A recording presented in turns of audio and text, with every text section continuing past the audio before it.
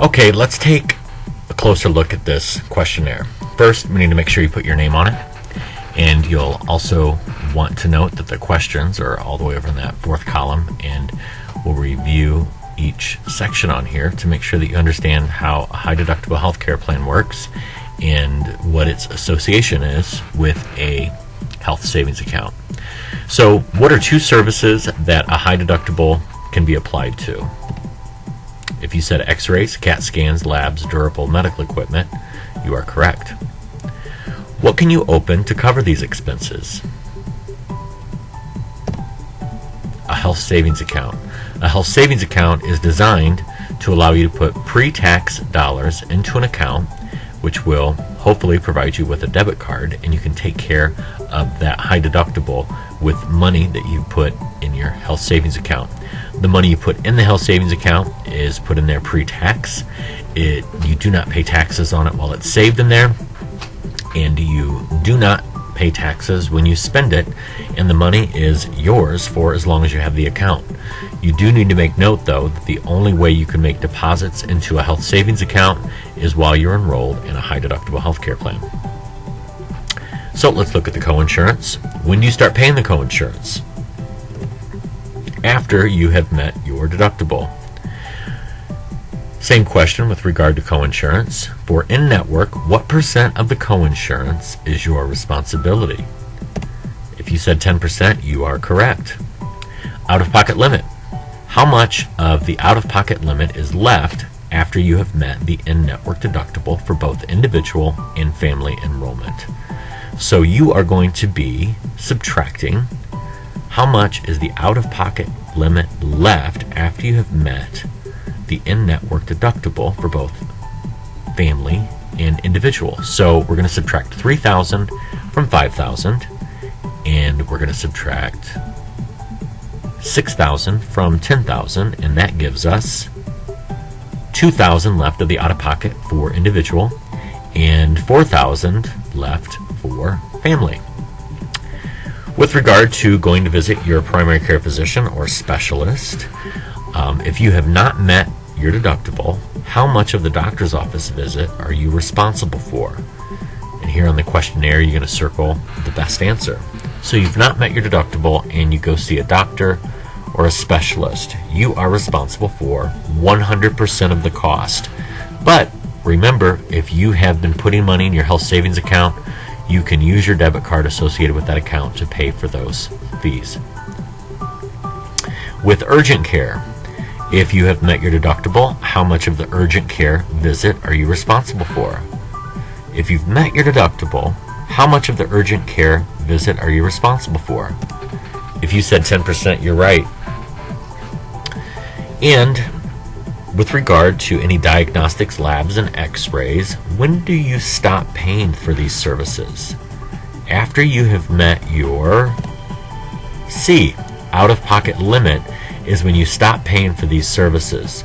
So if you're an individual, you will have had to pay your $3,000 deductible and the remaining $2,000 of your out-of-pocket limit. And remember, to reach that last $2,000, you're only paying 10% of every service. So it could take you a while, but you're only paying 10%. And remember, if you've opened that health savings account, you can use those funds to pay for any services. Next, let's look at emergency room.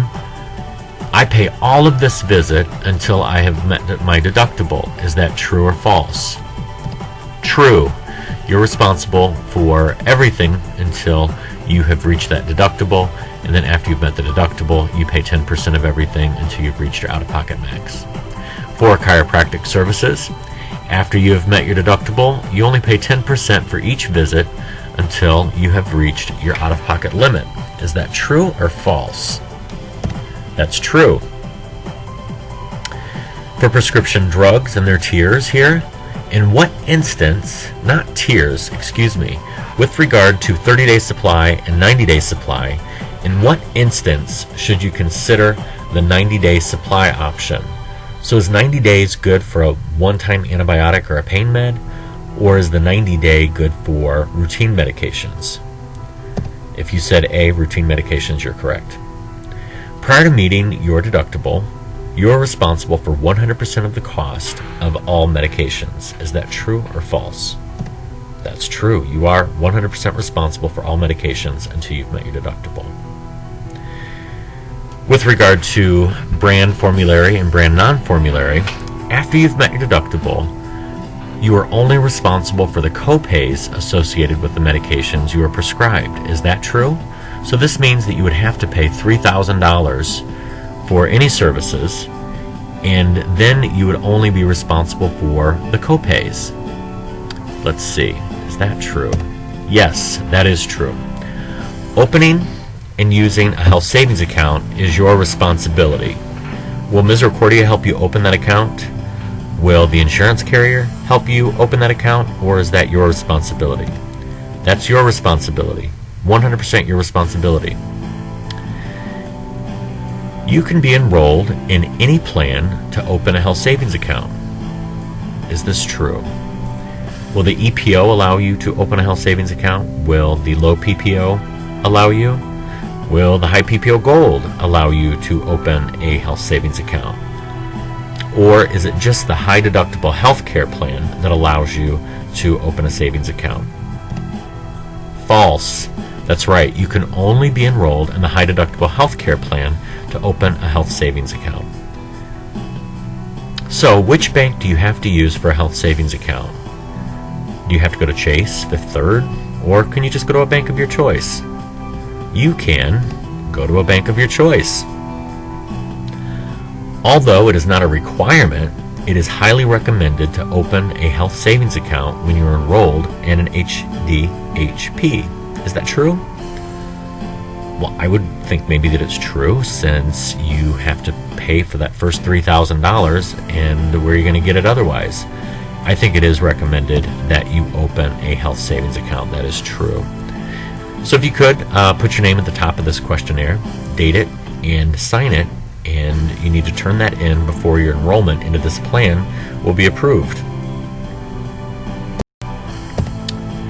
Thank you for participating in this review. We really appreciate it.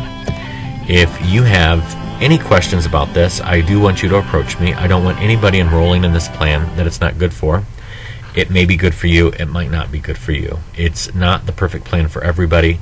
This plan is aimed towards people that don't go to the doctor a lot, don't have a lot of medical expenses, because while you have a very low premium, you can be socking money away in that health savings account for when the time comes that you do have some high medical costs. You'll have money in that health savings account to help take care of that high deductible and the out-of-pocket limit. As I said, if you have any questions, I welcome you to contact me, and that questionnaire can be turned in to Devon Reception. Anybody up there can take it, and you just need to know that if you elect that high deductible healthcare plan and I don't have record that you've completed this questionnaire, I will not be able to accept your enrollment. So I appreciate your cooperation with regard to that. Thank you.